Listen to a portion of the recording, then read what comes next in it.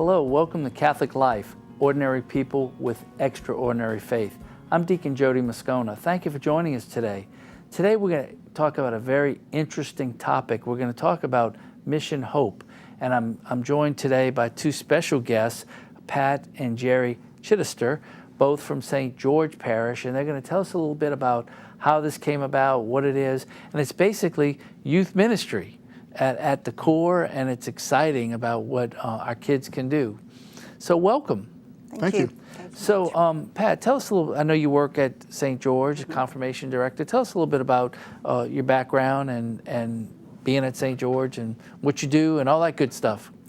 Well, Jerry and I both are cradle Catholics, cradle St. George.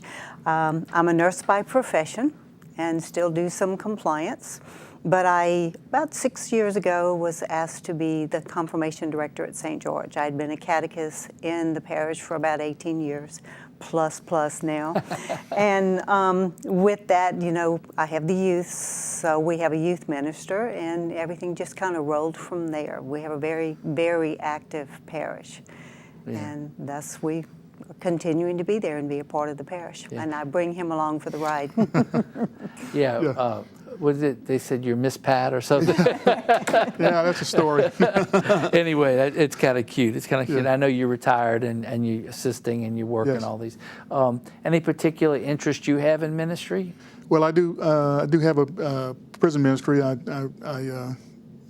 go to Angola every Wednesday and do cell block visits.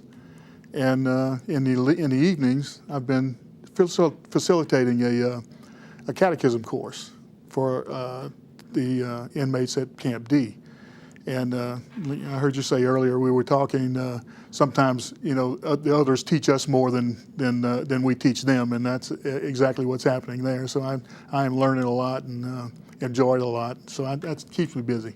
Yeah, so when I was an attorney for the Attorney General's office, we had a lot of cases where we had to go down to Angola to defend them from different things, and so I spent a lot of time there too. It's a huge place. Oh, it's 18,000 acres. Yeah. It's amazing. And the first time they ever took me on a really driving tour, that was many years ago. I was just shocked at how just vast it was, because you hear the stories. There's a golf course, there's a farm, and you say, airstrip. Airstrip, and you don't really put it in perspective until you really sitting in that vehicle driving around, and it like never stops, you know. So never stops. So God bless you for that work in the prison ministry. And like I was telling you before, we had some guests on recently talk about chapels at the ministry. Of course, there's a beautiful chapel. Absolutely. There. Yep. The one we talk about built in 38 days. Yeah, Our Lady of Guadalupe Chapel in the main prison was built in 38 days by inmate labor, and everything by hand.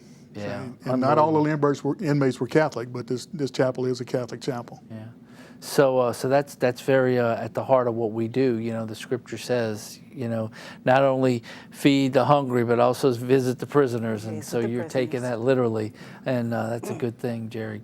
Good for you. So, how this came about was Roz came to me after we taped. Rosalind Duplantis works here for the station. I've been knowing her and her husband for years and years and years.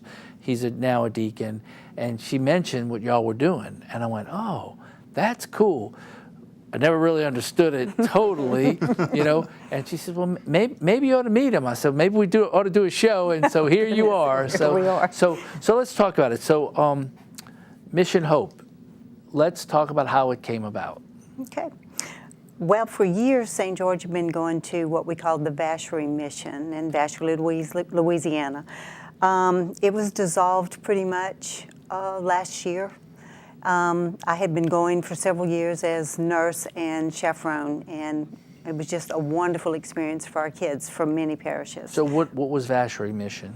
It was a mission that was based out of St. Aloysius. They had started it, and we had 3 or 4 other parishes joining us, and what, as Roz calls it, the little extras that say, hey, can we join your mission, which we were graciously ready to accept any of the candidates. But we actually did a lot of labor of the people in the areas. There was a lot of need for repairs on homes, painting, grass cutting, lawn care, but also visiting the homebound And we did a lot of that. We had a visiting team. The kids rotated through the sites, and it was a week-long mission. So they were there.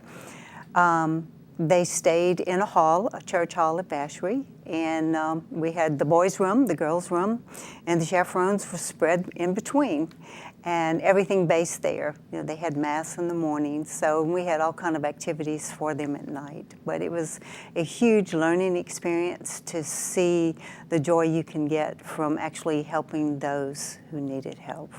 So this comes from the perspective of reaching out to those that are needy in whatever way they are, and teaching the youth that this is a way to fulfill our charge through the gospel, to go out and help these people and to be Christ-like in the way we live. Absolutely. So you were going out to the Vacherie mission, and you were taking care of whatever they needed us to do. So the kids stayed a week. They stayed a week. And this was annually?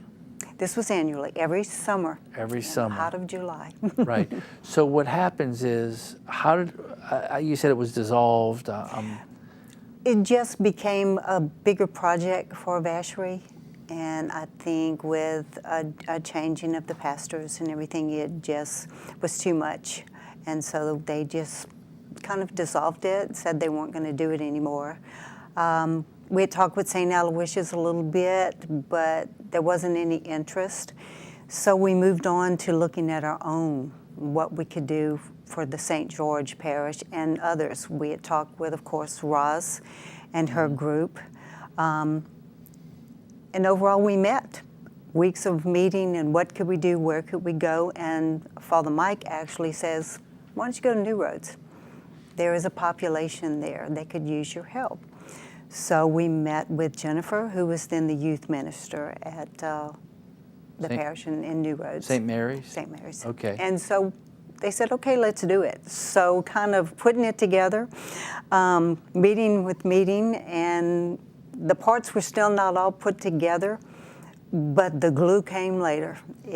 Between the chaperones, the parents that helped out, and then the kids from the parishes, it just grew into something. We ended up having a luxury. We stayed in a Best Western, wow. which is very rare for a mission trip.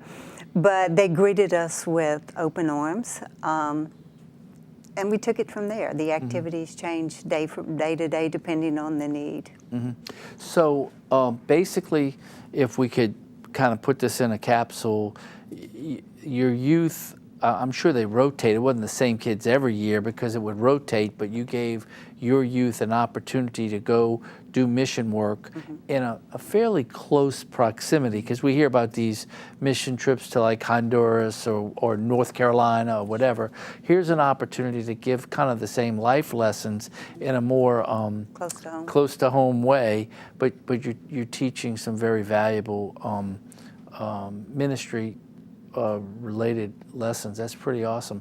Now, Jerry, were you a part of it before? No, I was not, actually. The way I got involved this year is that we had 8 or 10, 12 or so kids from St. George, and they needed X number of chaperones to go along with the number of kids we had. And Pat was going, so I said, well, I'm retired, I can go. And so that's how I got involved, and it was really a great experience for me. I will never forget it. Right. Hopefully we can do it again next year. Okay, so for those that are watching, you're in a parish, and you may want your parish to give your youth this opportunity to do this kind of service. And at some point you need to just say, how do we do it? So how did you do it? Well, the youth minister came in my office. His name is Josh Boudreau, and he said, what do you think about another mission if we do something different? They had talked to Father Mike, and then Roz came in the picture, and then Jennifer. And when you get a group of people together that just want to do something for the youth of the parish, it grows. I mean, meeting after meeting, and we changed venues 2 or 3 times.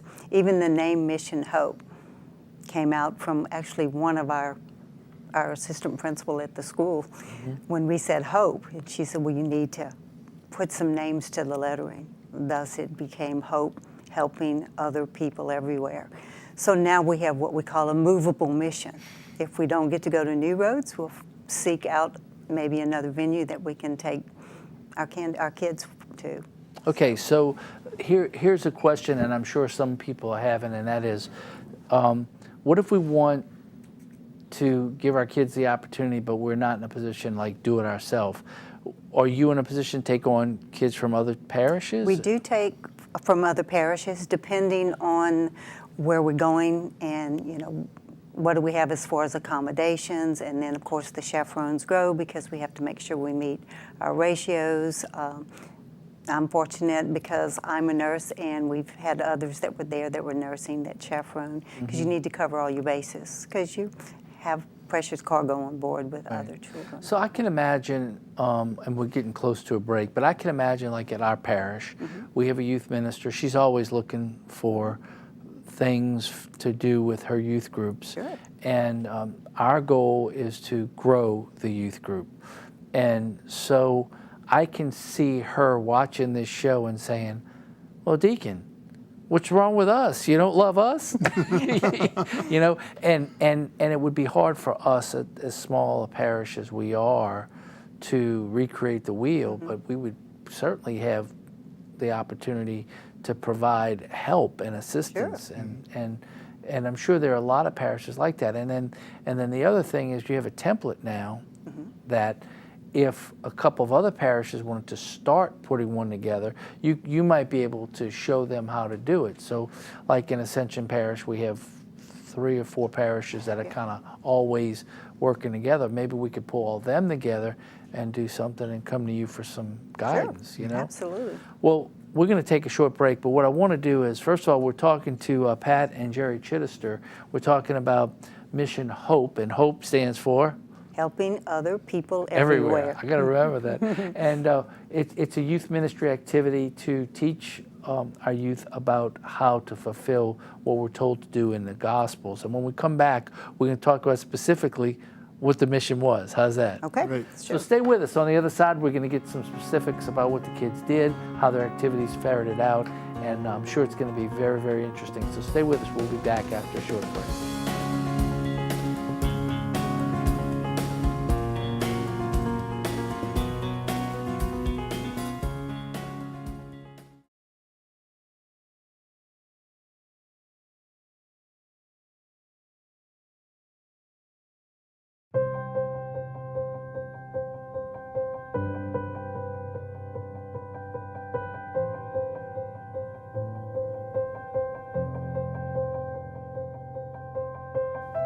The Church teaches that the proclamation of the gospel is the high point of the liturgy of the Word. In fact, the proclamation of the gospel is so significant, the Church has a special book for those words, for the words of the gospel. The Word of Christ, the book of Gospels, is yet another symbol of Christ present to the Church.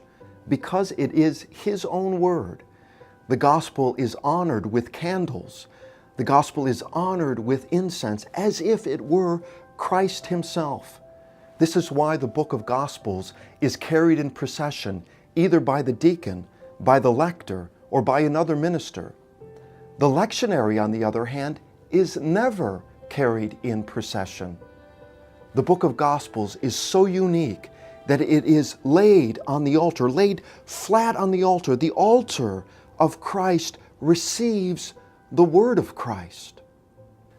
Some places have learned that the book of Gospels should be displayed on the altar.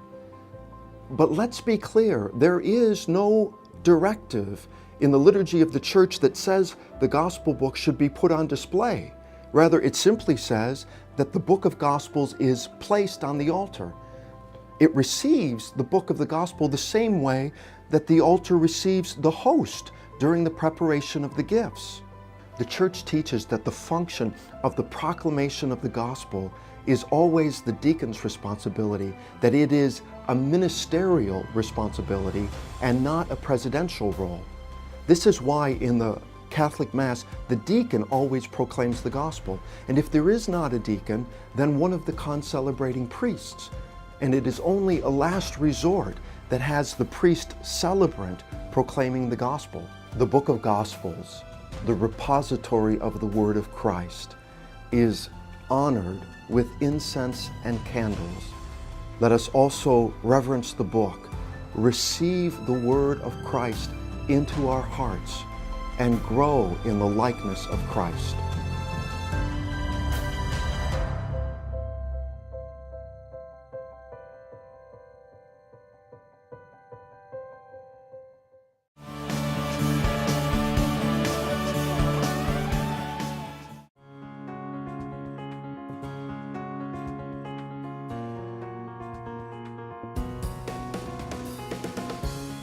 Welcome back to Catholic Life, ordinary people with extraordinary faith. And two of those people with extraordinary faith are with us today, Pat and Jerry Chittister. I got it. Got it. That's the first time I ever heard that name, but it's really a cool name. All right. Are y'all the only ones in town? No, Okay. You got some family, huh? Yeah. Well, good. We're talking about youth ministry, and you know, you that watch the show a lot know that I'm really all about youth ministry, the schools, young adult ministry. Those are things that are really dear to my heart. And this is really, really cool. I really like what y'all have had to do by being kind of forced out of your comfort zone a little bit. We were. And when you get forced out of your comfort zone, it forces you to stretch and find ways to do things. And one of those things was giving your youth an opportunity to go on a mission trip. Did. Without going too far. Mm-hmm. I love that idea. It's really, really perfect. So you gathered your folks together, you planned it. How did the planning go? It was up and down. We had activities that we thought were solid, and then they would fall apart. The one thing solid was the hotel stayed with us because there was no place else to stay, and we couldn't transport them back and forth. But pretty much once we got there, things just fell into place. It was like the big man upstairs was ready for us, so he didn't leave them anything where they didn't have something to do. Mm-hmm. So all of this is about service to the community. Mm-hmm. How did you identify the needs of the community to be filled by the kids on your mission? A lot of that came out of St. Mary's. Jennifer, the youth minister, talked with the areas, especially like the nursing facilities, the retirement homes, the homebound, properties that needed our assistance with lawn care, repairs, the food bank, and of course, unfortunately, everywhere this year there is the homeless population. Mm-hmm. So we just took what she had and kind of put the project together. You just have to look for it, and believe me, you don't have to look very far. So when I got the outline of what you did, I got a summary, and then after that, I got like the full schedule of all the things you did, and then questions. So tell me about the teaching part of it. It sounds like you challenged the kids by asking them questions and different things like that. We asked them questions. We actually had one of our seminarians, Taylor Sanford, that spoke on vocations. Jerry spoke on prison ministry. Imagine that. And since we were the old married couple there, we actually talked on marriage and relationships. So we were trying to hit all the areas. We talked about at night just different things. We had some games, which got pretty loud, but the kids had fun. But it was kind of like Scrabble games, and what was the one we played where they had to guess? Oh, I can't remember the name of the game. It was kind of like fill in the blanks, which we had girls against boys and then seminarians against everyone. So we had another seminarian, Michael, and unfortunately I can't remember his name, that was there. So they did a lot of teaching experiences. So we talked about activities after a day was finished. What did they gain from that day? Because some of the things they did, they had no idea what they were walking into. So tell us about some of those things, like let's give the us food bank was the biggest one. Food bank. Jerry and I had a group that we took to the food bank, and you drive up to this shopping center that's not much of a shopping center that's left, that looked like it was an old store. Shuttered, yeah. And you walk in, and there's shelves worth of all kind of canned foods and boxes, and a little bitty desk, and a little lady there just was beyond happy to see us. Because she told us if we hadn't come that day, it would be her and two other volunteers that would put together 500 food boxes for the needy in the areas. Wow. So it didn't take but a second or two to line them up at the tables, and she'd tape a list of what foods went in what boxes. And we had a lot of bean throwing and spaghetti hopping, but we filled the bags. They were throwing bags of beans, and I need a bag, and they're throwing. But we never broke a bag. Spaghetti, and throw it over there. Nice. Yeah, But they filled the bags, and when they put them in the bags, and I mean the bags were a good size, but when you think of us going to the grocery store, we walk out with 5, 6 bags and a Walmart bag and all this, and you're looking at a bag with maybe a bag of beans, some pasta, some sauce, 2 things of fruit, maybe some juices. A few cans of things. That was going to feed someone maybe for the next week. And the kids really started looking and realizing where that was going to go. And when the shelves would be empty and we didn't have enough of something to make sure everyone, they would ask our little lady, I can't remember her name, but she was precious, well, can we substitute it so that they will receive as much as everyone else did? So they enjoyed their day. So that's a great learning experience. It was Number one, huge. to learn how the needy, Really how neat. blessed they are, and then how much fairness that everybody got. They made the same sure amount. everybody had something. One of the things that was really great about it was that this is the first thing we did, first day, and when they got there, the kids, they came together really quick. But when they got there, nobody complained about anything, and they were working together like a team, and nobody really knew anybody. Wow. So there were a few kids from Catholic High, a few kids from the academy, but they were from all over.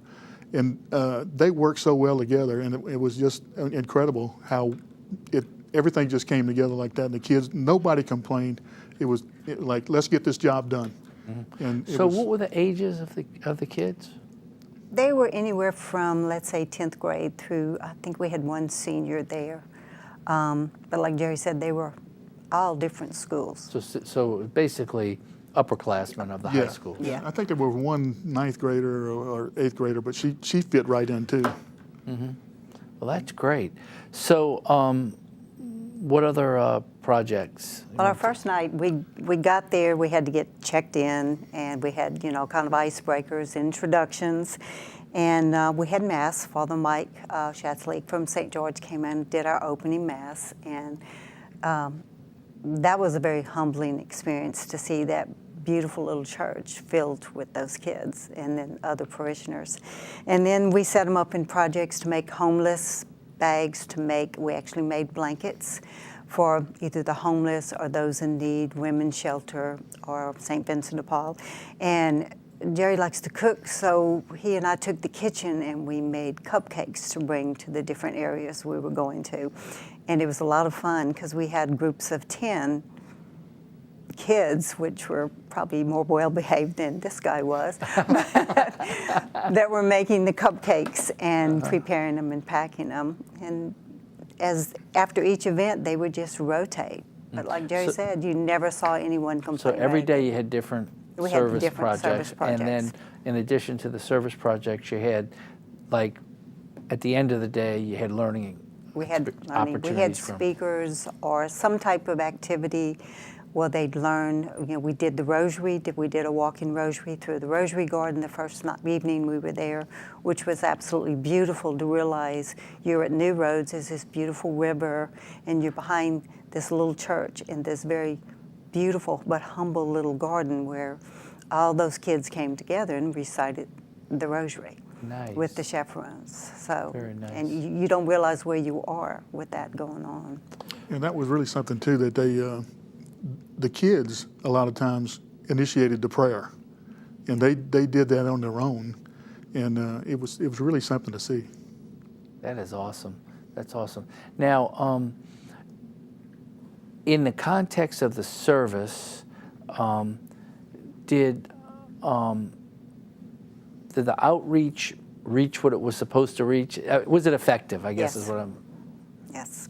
I guess the food bank was totally awesome, but they got to see the personable side when we visited the nursing facilities, and they walked in not knowing, not all kids this age get to actually go in there. They may not have a grandparent or someone in there, and they actually got to visit with them. And I mean, we didn't have to prompt them for anything. There was one where we did a root beer float party, and it got kind of quiet, and everybody was kind of milling around, and one of the young men that was there said, let's sing, so a bunch of them came forward, and he broke out a cappella in this, I forgot the name of the song, but he literally shut the facility down. We had nurses. He had all those, I call them inmates, not that inmates. We'll have to cut that. All the residents. The residents.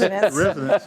The residents were, I got the prison ministry on my mind, but the residents all were teary-eyed when the guy was singing. It was just beautiful the way it happened. It just spontaneous. And there was a woman there who they had told us had really never spoken to anyone. She stayed to herself. She'd come to activities but never spoke. And she reached out for this young man and grabbed him by the cheeks and kissed him and cried. Oh, that is so awesome. For 2 days, that's all he talked about, that he had never witnessed his song could do that to someone. And he talked to that lady, I don't know, maybe we were there half hour. Yeah, we were there a good 45 minutes. That's great. So I'm really encouraged, to be honest with you. I'm sure that the people watching are too, because this might be the seed of something that can grow. Oh, now that we're getting the word out to the possibility, because it could grow on top of what you're doing or on the side of what you're doing, if you know what I mean. Yes. Yeah. We could grow yours, or we could start others. Grow others. And I just think that the availability of being able to do a mission trip so close to home expands the availability of it as an experience for our high schoolers, which is pretty awesome. Well, I'm just going to say, good job, because we this had is a lot awesome. of people with Yeah, us. there's a lot of people that were involved that did a good job too. Yeah, I'm working as a business manager at a parish. I'm always kind of conscious of what's going on. You want to maximize things. It looks like y'all did a very good job of maximizing the youth of the parish and reaching a lot of expectations and doing a lot of good. Well, congratulations, and thank you so much for joining us today. Thank you very Thank you much. very much. Well, you've been watching Catholic Life, ordinary people with extraordinary faith, and Pat and Jerry certainly have that kind of extraordinary faith. And if you're interested in Mission Hope, I encourage you to call St. George and maybe just ask for Pat Chittister, and maybe you can give them some guidance and information. Okay? So once again, thanks for watching us today on Catholic Life, and we hope to see you next time. Till then, God bless everyone.